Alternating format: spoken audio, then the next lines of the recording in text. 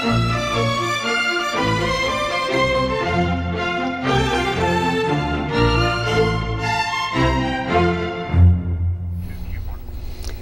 I'm Mark Mustin. Welcome back to Furious Fiction. I'm here with Diane Roberts. Hi there. How are you today? Oh, I'm fine. Good. Ready to talk book. We're gonna interview an author from upstate Vermont who is internationally known, Chris Bohjalian. Welcome, Chris. Thanks so much for being with us. Hi, Chris. Mark, Diane, it's a pleasure to speak with you both. And I want to ask you, Chris has written, I mean, I've lost count of how many novels. They've been made into movies. They've been on the New York Times bestseller list. There's Midwives. There's Secrets of Eden. His newest book is The Night Strangers. How do you do all this, Chris? And you write a column for the newspaper up there. Or do you sleep at night? I do, but I sometimes think at midlife the quality bar has gotten really low. Surely not. The one thing, Night Strangers is a is a ghost story, and it's a wonderful ghost story. And the part that really caught me is not a part you wouldn't expect to be in a ghost story, where there's a plane crash, and it is so realistic. I mean, you must have done a lot of research about that, and it scared me more than anything in the book. And were you inspired by the plane landing in the Hudson? Yep. Yes, was inspired by Chesley Sullenberger's Flight 1549. I had been thinking about writing a ghost story based loosely upon my house and this creepy door in my basement that was nailed shut when my wife and I moved here two decades ago. On January 15th, 2009, like millions of people around the world, however, I watched and wrapped the evacuation of Chesley Sullenberger's Airbus in the Hudson River, with Manhattan's iconic skyline in the background, and I began to wonder, what would it be like to go through life in a post-Sully Sullenberger world if you were the pilot who wasn't Sully?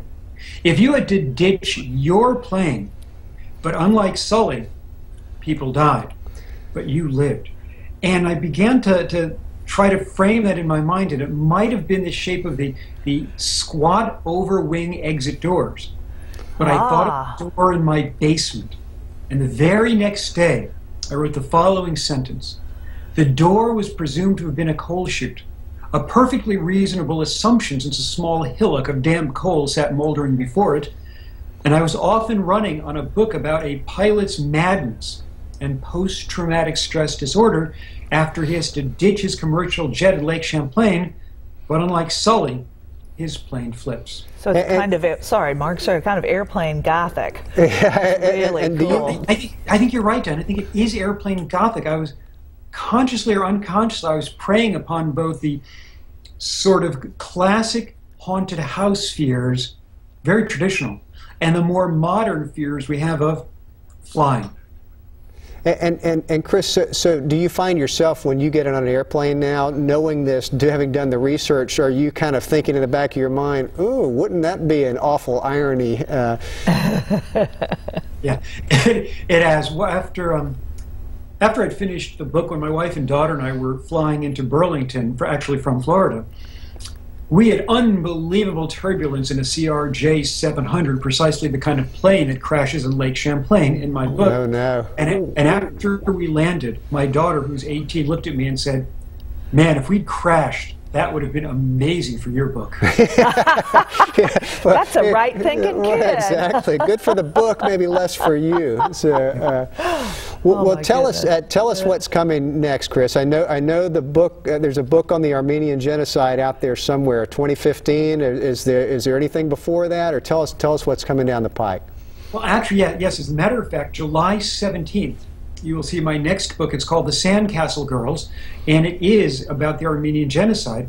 But I have to tell you, Mark, I don't know if I ever wrote you this. We were corresponding back and forth, but after I read your absolutely magnificent novel, The Gendarme, I threw up my hands and for about 2 or 3 days and thought, yeah, we don't need another book. Mark has done it. This is just breathtakingly beautiful and powerful and smart and interesting. And, you know, I soldiered along and finished the book, but I have to tell you, The Gendarme is, in my opinion, an breathtakingly beautiful, beautiful book. That's quite a compliment. Well, thanks. We'll look forward to seeing your take on it. And you know, I'm sure your mission is like mine. I just like the story to get out there of what happened. And you know, the #1 reaction to my book, and I'll bet it will be to yours, is people saying, I had no idea this stuff happened. We can't have too many books about something like that. It's something that important. So I look forward to reading yours, Chris. Well, Chris, thank you so much for being with us. I really appreciate you taking the time. Chris Bohjalian, the author of Midwives, The Night Strangers, and a new book coming out. And tell us again the title. The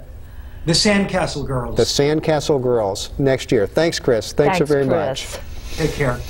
Well, that was wow. that was really interesting. There you go. I don't, you know, even after the book, you know, my daughter hadn't said anything to me, but I'm like, when I get on a plane, you know, I kind of, I don't know, you know, I have enough trouble without thinking about, you know, thinking about reading the details of an accident. I know. So a ghost story, The Night Strangers, Chris Bohjalian.